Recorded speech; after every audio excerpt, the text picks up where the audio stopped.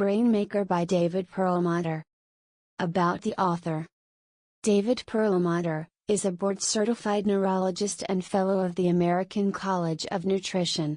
He is president of the Perlmutter Health Center in Naples, Florida, and the co-founder and president of the Perlmutter Brain Foundation. Dr. Perlmutter serves as a volunteer associate professor at the University of Miami School of Medicine.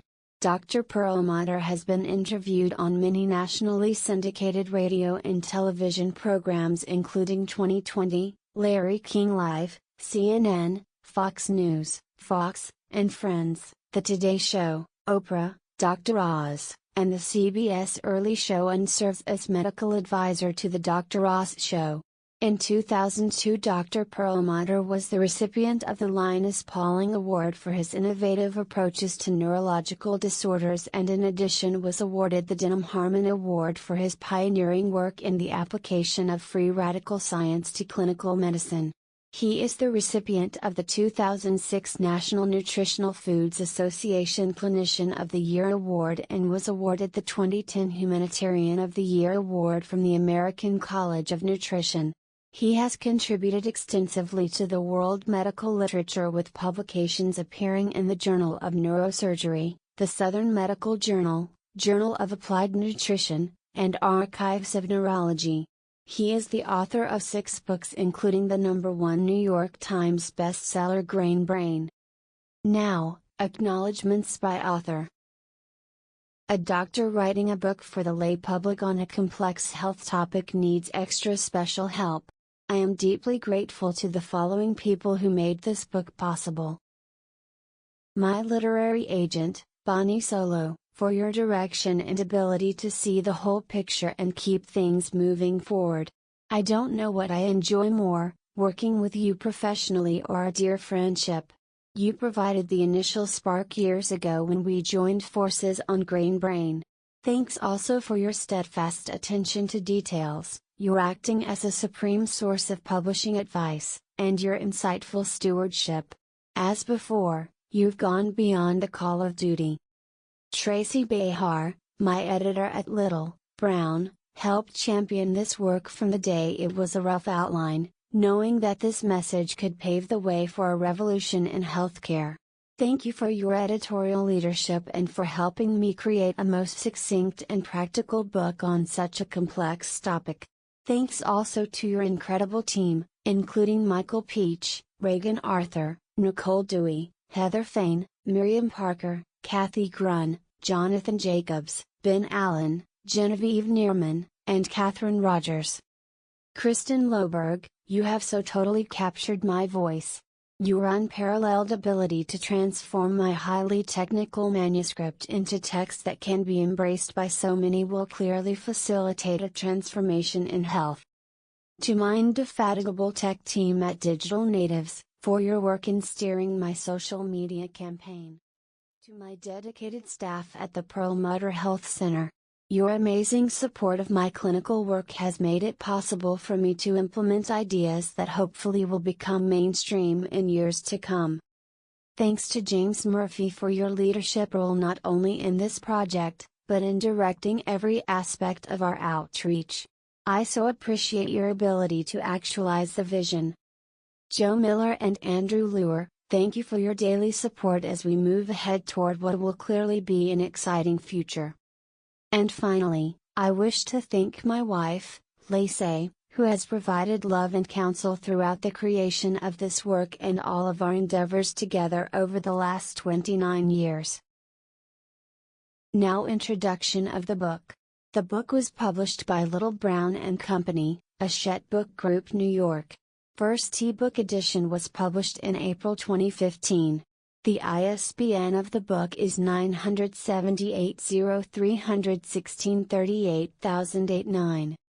Now discussion on subtopic of introduction, titled, Bug Alert, You've Got Company.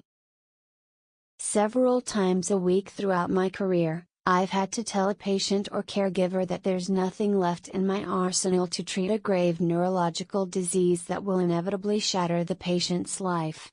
I've surrendered because the illness gained too much control and no quick fix or drug existed to even decelerate the swift march of the affliction to the end. It's a heart-wrenching place to be, one that you just don't get used to no matter how many times you go through it. What gives me hope, however, is a burgeoning area of study that's finally affording me revolutionary approaches to relieving the suffering. Brai Maker is about this dazzling new science, and how you can take advantage of it for your own health.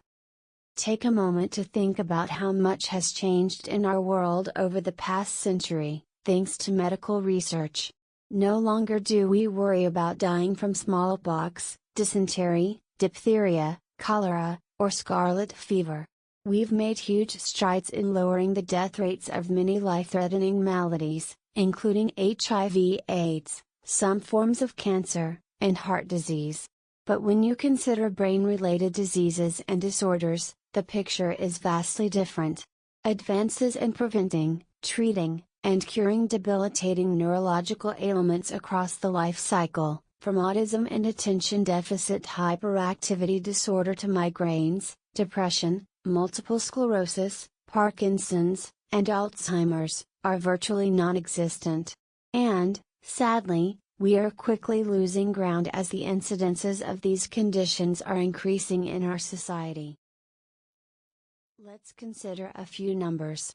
In the 10 wealthiest Western nations, death from brain disease in general, which largely reflects death from dementia, has risen dramatically over the past 20 years. And the United States leads the way. In fact, a 2013 British report showed that since 1979, death due to brain disease increased a breathtaking 66% in men and 92% in women in America. In the words of the study's lead author, Professor Colin Pritchard, these statistics are about real people and families, and we need to recognize that there is an epidemic that clearly is influenced by environmental and societal changes. The researchers also noted how this surge, which is affecting people at younger and younger ages, is in sharp contrast to the major reductions in risk of death from all other causes. In 2013, the New England Journal of Medicine published a report revealing that we spend about $50,000 annually caring for each dementia patient in this country. That amounts to approximately $200 million a year, twice what we spend on caring for heart disease patients and almost triple what we spend on treatment for cancer patients. Mood and anxiety disorders are also on the upswing and can be equally as crippling to quality of life as other neurological conditions. About 1 in 4 adults in the U.S., more than 26% of the population, suffers from a diagnosable mental disorder. Anxiety disorders afflict more than 40 million Americans, and nearly 10% of the U.S. adult population has a mood disorder for which powerful drugs are prescribed. Depression, which affects 1 in 10 of us, including a quarter of women in their 40s and 50s, is now the leading cause of disability worldwide, and diagnoses are growing at a startling rate. Medications like Prozac and Zoloft are among the most often prescribed drugs in the nation. Mind you, these drugs treat symptoms of depression, not the causes, which are flagrantly ignored. On average, people with severe mental illness, such as bipolar disorder and schizophrenia, die 25 years earlier than the general population. This is partially due to the fact that these individuals are more likely to smoke, abuse alcohol and drugs, and be overweight with obesity-related illnesses in addition to their mental challenges. Headaches, including migraines, are among the most common disorders of the nervous system. Nearly half of the adult population wrestles with at least one headache per month. And they are more than an inconvenience, they are associated with disability, personal suffering, damaged quality of life, and financial cost. We tend to think of headaches as being inexpensive nuisances, especially since many drugs that treat them are relatively cheap and easy to access, for example, aspirin, acetaminophen, ibuprofen. But according to the National Pain Foundation, They cause more than 160 million lost workdays each year in the US and result in about $30 billion a year in medical expenses. Multiple sclerosis, a disabling autoimmune disease that disrupts the nervous system's ability to communicate, now affects an estimated 2.5 million people worldwide, with close to 500,000 in America, and is becoming increasingly more prevalent. The average lifetime cost of treating someone with MS exceeds $1.2 million. Mainstream medicine tells us that there is no cure in sight. And then there's autism, which has surged 7 to 8-fold just in the past 15 years, making this truly a modern-day epidemic. To be sure, hundreds of millions of dollars are being spent on these and other enfeebling brain-related ailments, yet we are seeing precious little progress. Now for the good news: new, leading-edge science coming from the most well-respected institutions around the world is discovering that to an extraordinary degree, brain health and, on the flip side, brain diseases, are dictated by what goes on in the gut. That's right, what's taking place in your intestines today is determining your risk for any number of neurological conditions.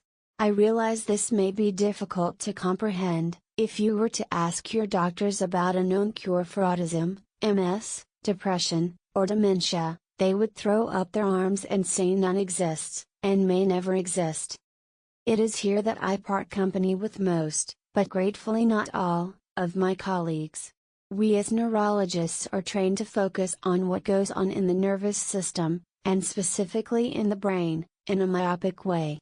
We automatically end up viewing other bodily systems, such as the gastrointestinal tract, as discrete entities that have no bearing whatsoever on what goes on in the brain. After all, when you have a stomachache, you don't call a cardiologist or neurologist. The entire medical industry is characterized by distinct disciplines divided by body part or individual system. Most of my colleagues would say, what happens in the gut stays in the gut. This perspective is grossly out of touch with current science. The digestive system is intimately connected to what goes on in the brain. And perhaps the most important aspect of the gut that has everything to do with your general wellness and mental health is its internal ecology, the various microorganisms that live within it, especially the bacteria. Now discussion on subtopic of introduction, titled, Meet Your Microbiome. Historically, we've been taught to think of bacteria as agents of death. The bubonic plague, after all, wiped out nearly 1/3 of the population in Europe between 1347 and 1352, and certain bacterial infections are still worldwide killers today. But the time has come to embrace another side of bacteria's story in our lives. We must consider how some bugs are not detrimental but fundamental to life. The Greek physician and father of modern medicine, Hippocrates, first said in the 3rd century BCE, all disease begins in the gut. This was long before civilization had any proof or sound theory to explain this idea. We didn't even know bacteria existed until the Dutch tradesman and scientist Antony van Leeuwenhoek looked at his own dental plaque through a handcrafted microscope in the late 17th century and spied a hidden world of what he called animalcules. Today he is considered the father of microbiology. In the 19th century it was the Russian-born biologist and Nobel laureate Ali Mechnikov who made a stunningly direct link between human longevity and a healthy balance of bacteria in the body, confirming that death begins in the colon. Since his discoveries, made at a time when bloodletting was still popular, scientific research is bringing more and more credence to the notion that up to 90% of all known human illness can be traced back to an unhealthy gut. And we can say for sure that just as disease begins in the gut, so too does health and vitality. It was also Mechnikov who said that the good bacteria must outnumber the bad. Unfortunately, most people today carry around more bad, pathogenic bacteria than they should, lacking an abundant and diverse microbial universe within. No wonder we suffer from so many brain disorders. If only Mechnikov were alive today to be a part of the next medical revolution that he tried to start in the 19th century. This one is finally underway. Right now, your body is colonized by a multitude of organisms that outnumber your own cells by a factor of about 10. Luckily, our cells are much larger, so those organisms don't outweigh us 10 to 1. These roughly 100 trillion invisible creatures, microbes, cover your insides and outsides, thriving in your mouth, nose, ears, intestines, genitalia, and on every inch of your skin. If you could isolate them all, they would fill up a half-gallon container. Scientists have so far identified some 10,000 species of microbes, and because each microbe contains its own DNA, that translates to more than 8 million genes. In other words, for every human gene in your body, there are at least 360 microbial ones. Most of these organisms live within your digestive tract, and while they include fungi and viruses, it appears that the bacterial species that make their home inside you dominate and take center stage in supporting every conceivable aspect of your health. And you interact not only with these organisms but also with their genetic material. We call this complex internal ecology that thrives within us and its genetic fingerprint the microbiome, micro for small or microscopic, biome referring to a naturally occurring community of flora occupying a large habitat, in this case, the human body. Although the human genome we all carry is almost the same, give or take the small handful of genes that encode our individual characteristics like hair color or blood type, the gut microbiome of even identical twins is vastly different. Research at the leading edge of medicine is now acknowledging that the state of the microbiome is so key to human health, with a sweeping say in whether or not you live robustly to a ripe old age, that it should be considered an organ in and of itself. And it's an organ that has gone through radical changes over the past 2+ million years. We have evolved to have an intimate, symbiotic relationship with these microbial inhabitants who have actively participated in shaping our evolution since the dawn of humankind, and indeed, they lived on the planet for billions of years prior to our emergence. At the same time, they have adapted and changed in response to the environments we have created for them within our bodies. Even the expression of our genes in each and every one of our cells is influenced to some degree by these bacteria and other organisms that live within us. The importance of the microbiome motivated the National Institutes of Health (NIH) to launch the Human Microbiome Project in 2008 as an extension of the Human Genome Project. Some of America's best scientists have been charged with exploring how changes in the microbiome are associated with health and, conversely, disease. Moreover, they are studying what can be done with this information to help reverse many of our most challenging health problems. Although the project is investigating several parts of the body that host microbes, including the skin, the most extensive area of research is focused on the gut since it's home to most of your body's microbes and, as you're about to discover, a center of gravity of sorts for your entire physiology. It's now undeniable that our intestinal organisms participate in a wide variety of physiologic actions, including immune system functioning, detoxification, inflammation, neurotransmitter and vitamin production, nutrient absorption, signaling being hungry or full, and utilizing carbohydrates and fat. All of these processes factor mightily into whether or not we experience allergies, asthma, ADHD, cancer, diabetes, or dementia. The microbiome affects our mood, libido, metabolism, immunity, and even our perception of the world and the clarity of our thoughts.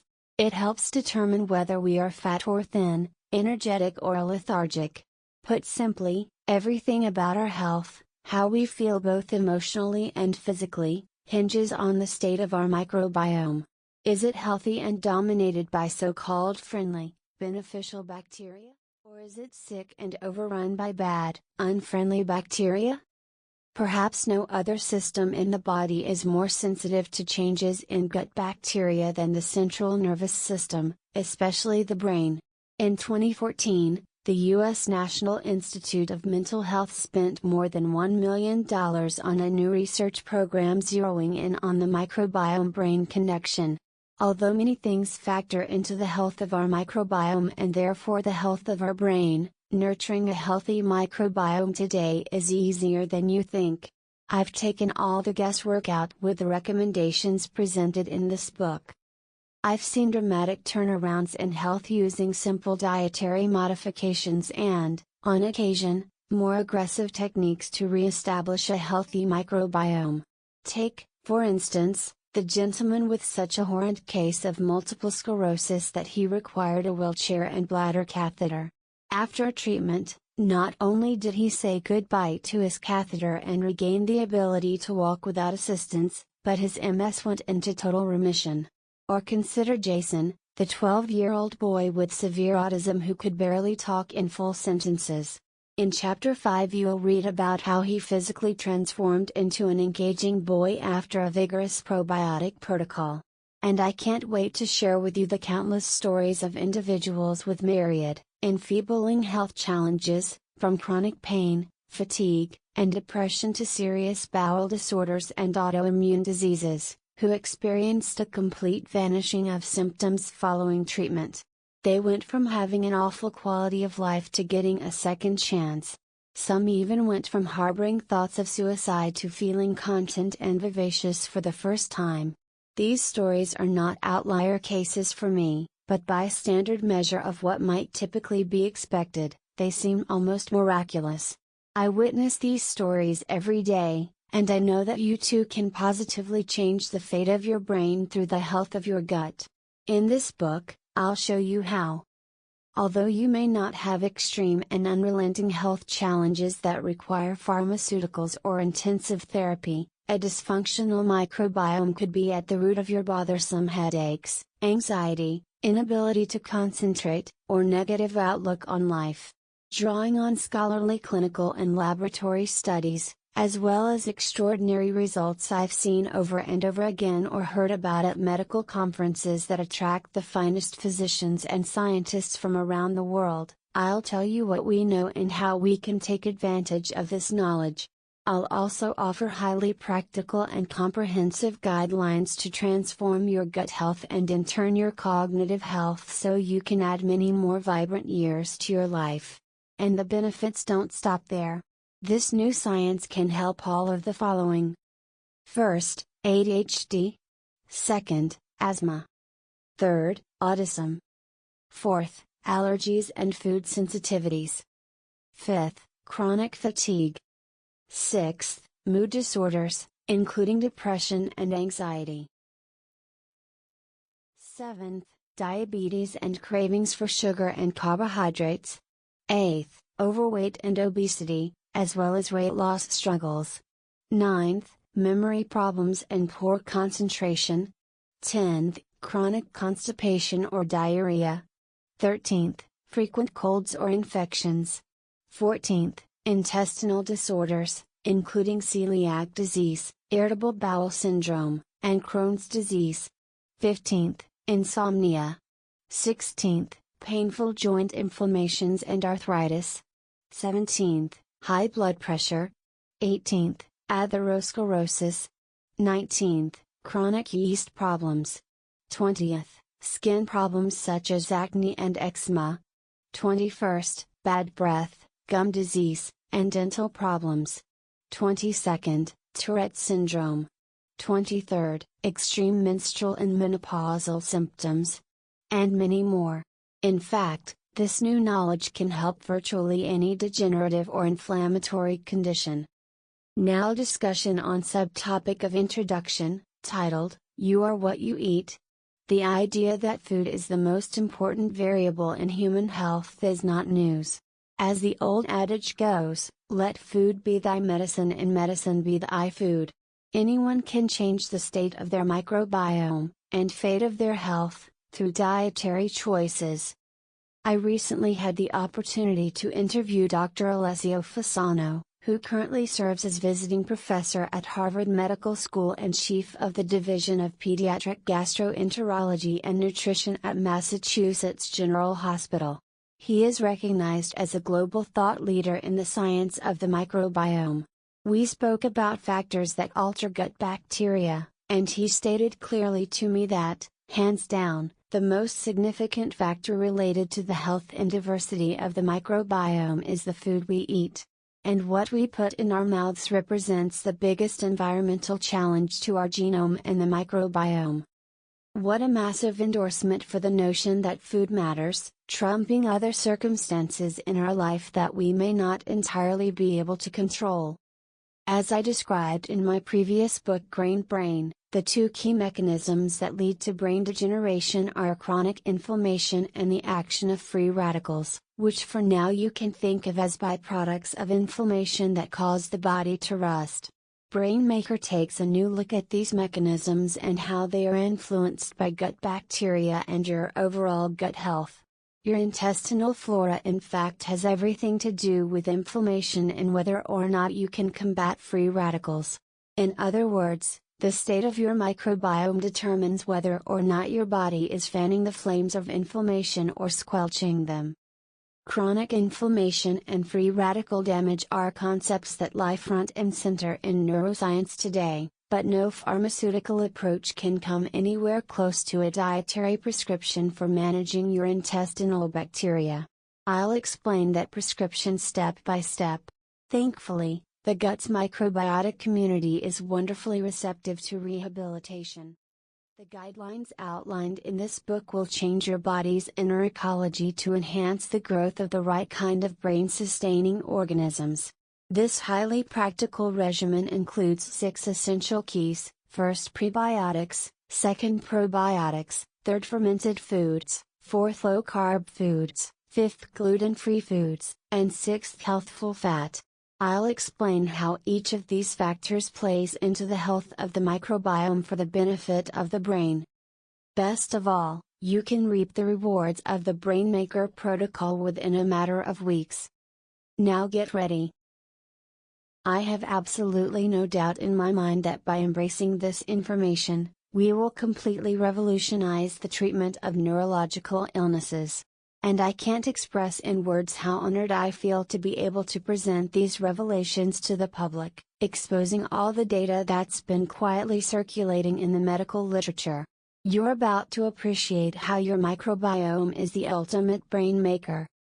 My recommendations in this book are designed to treat and prevent brain disorders, alleviate moodiness, anxiety, and depression, bolster your immune system and reduce autoimmunity, and improve metabolic disorders, including diabetes and obesity, which factor into long-term brain health. I'm going to describe aspects of your life that you might never have guessed take part in your brain health. I'll discuss the significance of your birth story, of your nutrition and prescribed medications as a child, and of your hygiene habits, for example, your use of hand sanitizers. I'll explore how gut bacteria are different in populations around the world and how these differences are caused by dissimilarities in diet. I'll even take you through what our ancestors ate thousands of years ago and how this relates to new research about the microbiome. We will consider the notion of urbanization. How has it changed our internal ecological community? Has sanitized city living led to increased rates of autoimmune disease? I trust that you will find this discussion equally illuminating and empowering. I will show you how foodborne prebiotics, nutrient sources of fuel for the beneficial bacteria that live within your gut, play fundamental roles in preserving health by maintaining balance and diversity of intestinal bacteria. Foods such as garlic, Jerusalem artichoke, jicama, and even dandelion greens, as well as fermented foods such as sauerkraut, kombucha, and kimchi open the door for heightened levels of health in general, and brain function and protection in particular.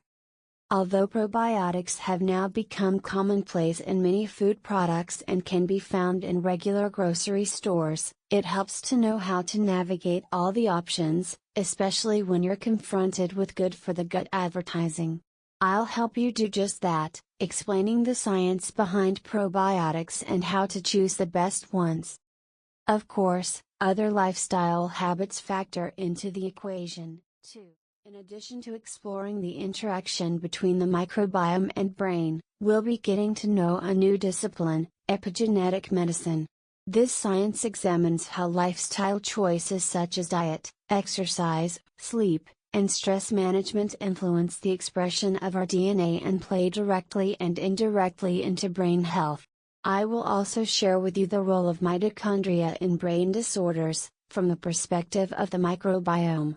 The mitochondria are tiny structures within our cells that have their own DNA separate from the DNA in the nuclei. The mitochondria can in fact be considered a third dimension to our microbiome. They have a unique relationship with the microbiome in our guts. Parts 1 and 2 will provide the foundation you need to embark on my Brai Maker rehab program in Part 3. I've given you a lot of information in this introduction. I hope I begun to whet your appetite for learning about and embracing this whole new area of medicine, a fresh approach to maintaining brain health. Nothing but a stronger, brighter, healthier future awaits you. Let's get started. Now, discussion of topic titled, Gut Check, What are your risk factors? While there's no single test available today that can accurately tell you the state of your microbiome, you can gather clues by answering a few simple questions. These questions can also help you understand which experiences in your life, from your birth to today, may have impacted the health of your gut. Note that, although microbial testing kits are starting to emerge on the market, I don't think the research is there yet in terms of knowing what the results truly mean healthy versus unhealthy and which risk factors you bear. In the future, I have no doubt we'll be able to establish evidence-based parameters and defined correlations between certain microbial signatures and conditions. But for now, this is tricky terrain. It's still too early to know whether certain patterns being studied in the gut microbiome that are related to illness X or disorder Y are part of the cause or the effect of those conditions. That said, these kits can be useful for gauging the diversity and general composition of your microbiome. But even then, it can be difficult to say that a certain microbial makeup identifies you as healthy. And I wouldn't want you to try to understand the results from such tests on your own without proper guidance from trained medical professionals who are experienced in this domain. So, for now, I'd press pause until further notice about these kits. The questions below will arm you with plenty of personal data that can help provide a sense of your risk factors. Don't be alarmed if you find yourself answering yes to most of these questions. The more yeses you have, the higher your risk might be for having a sick or dysfunctional microbiome that could be impacting your mental health, but you are not doomed. My whole point in writing this book is to empower you to take charge of your gut's health and, in turn, your brain's health. If you don't know the answer to a question, skip over it. And if any particular one alarms you or prompts you to ask further questions, rest assured I will answer them in the upcoming chapters. For now, just respond to these questions to the best of your ability. First, did your mother take antibiotics while she was pregnant with you? Second, did your mother take steroids like prednisone while she was pregnant with you? Third, were you born by C-section? Fourth, were you breastfed for less than 1 month? Fifth, did you suffer from frequent ear and or throat infections as a child? Sixth, did you require air tubes as a child? Seventh, did you have your tonsils removed? Eighth, have you ever needed steroid medications for more than 1 week, including steroid nasal or breathing inhalers? Ninth, do you take antibiotics at least once every 2 to 3 years? 10th, do you take acid-blocking drugs for digestion or reflux? 11th, are you gluten sensitive? 12th, do you have food allergies? 13th, are you extra sensitive to chemicals often found in everyday products and goods? 14th, have you been diagnosed with an autoimmune disease? 15th, do you have type 2 diabetes? 16th, are you more than 20 pounds overweight? 17th, do you suffer from irritable bowel syndrome? 18th, Do you have diarrhea or loose bowel movements at least once a month? 19th, do you require a laxative at least once a month? 20th, do you suffer from depression? I bet you're curious now as to what all this means. This book will tell you everything you want, and need, to know, and so much more. Now discussion on, Part 1 of book, titled, Getting to Know Your 100 Trillion Friends. They don't have eyes, ears, noses, or teeth. They don't have limbs, hearts, livers, lungs, or brains. They don't breathe or eat like we do. You can't even see them with the naked eye. But don't underestimate them. On the one hand, bacteria are amazingly simple, each consisting of only a single cell. On the other hand, they are extraordinarily complex, even sophisticated in many ways, and they are a fascinating group of creatures. Don't let their infinitesimally small size fool you. Some bacteria can live in temperatures that would boil your blood, and others thrive in below freezing places. One species can even tolerate radiation levels thousands of times greater than you could withstand. These microscopic living cells feast on everything from sugar and starch to sunlight and sulfur. Bacteria are the foundation of all life on Earth. They were the planet's original life forms, and they will probably be the last. Why? Absolutely nothing living can exist without them, not even you.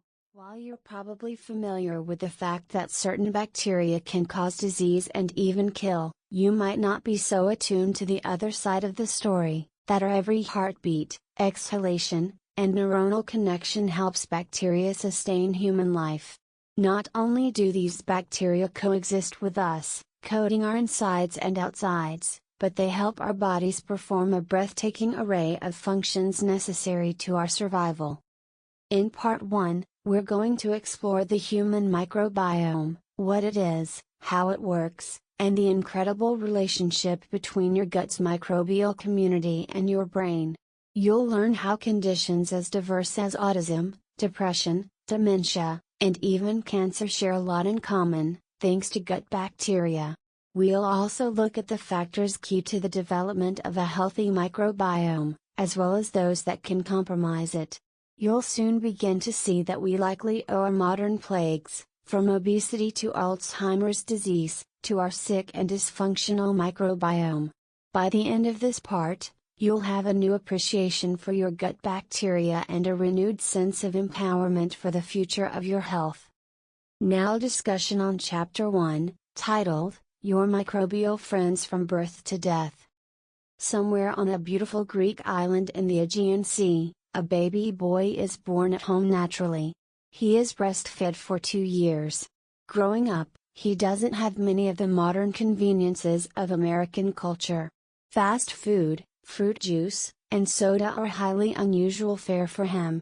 His meals consist mainly of vegetables from his family's garden, local fish and meat, homemade yogurt, nuts and seeds, and plenty of olive oil. He spends his childhood days learning in a small school and helping his parents on their farm, where they grow greens, herbs for making tea, and grapes for wine. The air is clean and there's no pollution. When he gets sick, his parents give him a spoonful of locally produced honey, for antibiotics are not always available. He will never be diagnosed with autism, asthma, or attention deficit hyperactivity disorder. He stays fit and lean since it is common practice to be active. Families don't sit on couches at night, they often socialize with neighbors and dance to music. This boy will probably never be faced with a serious brain disorder such as depression or Alzheimer's disease. In fact, he will likely live to a ripe old age, as his island, Icaria, is home to the highest percentage of 90-year-olds on the planet. Nearly 1 out of 3 people make it to their 10th decade in robust physical and mental health. They also boast about 20% fewer cases of cancer, half the rate of heart disease, and almost no dementia. Now let's go to any city in the US, where a baby girl is born. She enters the world via an elective C-section and is exclusively formula-fed. She endures multiple infections as a child, from chronic ear infections to throat and sinus infections, for which antibiotics are prescribed. She is prescribed antibiotics even for the common cold. Although she has access to the best nutrition in the world, her diet is overrun by processed foods, refined sugars, and unhealthy vegetable fats. By the time she's 6 years old, she is overweight and diagnosed as pre-diabetic. She matures into a savvy user of electronics and spends the majority of her youth at a rigorous school. But now she takes anti-anxiety medication, suffers from behavioral problems, and increasingly struggles with her academics because of her inability to focus. As an adult, she'll be at a high risk for grave brain-related conditions, including mood and anxiety disorders, migraines, and autoimmune disorders such as multiple sclerosis.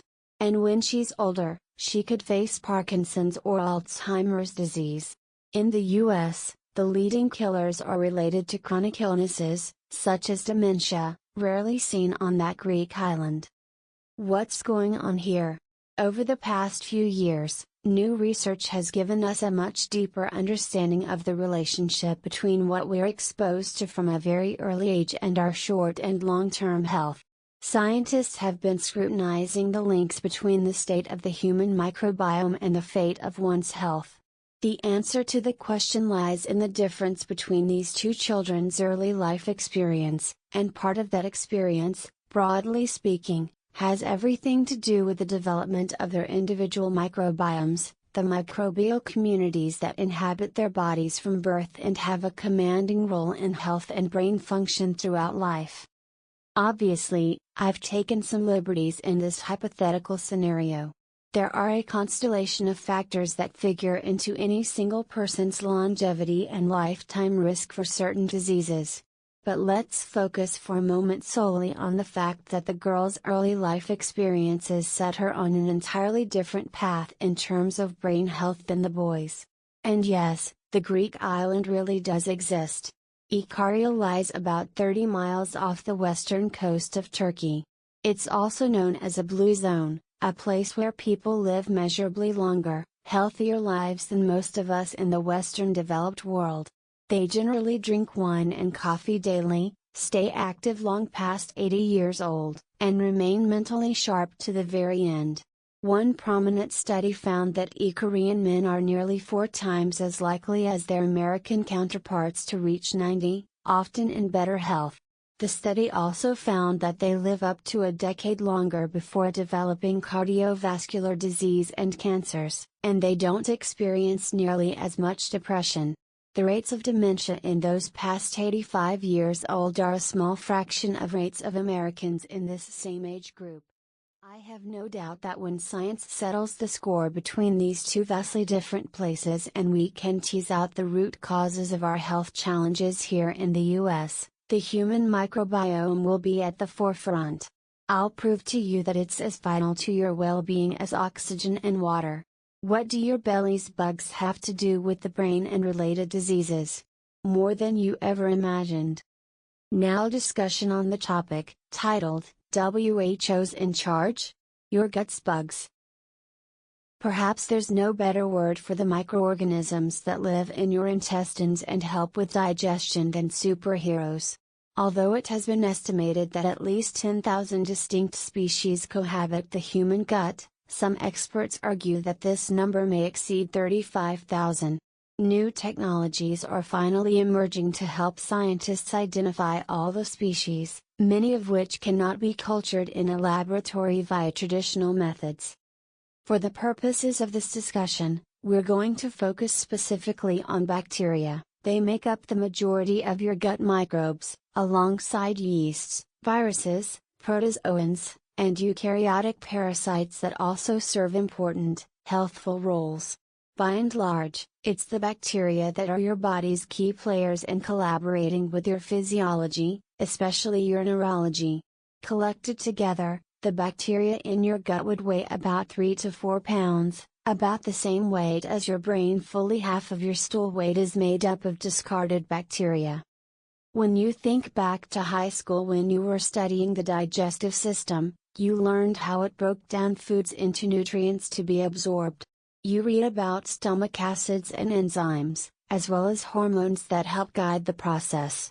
You probably had to memorize the steps that a typical morsel takes from the mouth to the anus. You may have even gotten as far as understanding how glucose, the sugar molecule, enters cells for use as energy. But you probably never heard about this veritable ecosystem living inside your digestive tract that pretty much commands the whole bodily system. You weren't tested on the gut bacteria whose DNA may have a much greater impact on your health than your own DNA. I know, it's almost unbelievable. It sounds crazy, like science fiction. But the research is clear, your gut's bugs may as well be considered an organ in their own right. And they are just as vital to your health as your own heart, lungs, liver, and brain. The latest science tells us that the intestinal flora that take up residence on the delicate folds of your intestinal walls provides these functions. First, aid in digestion and the absorption of nutrients.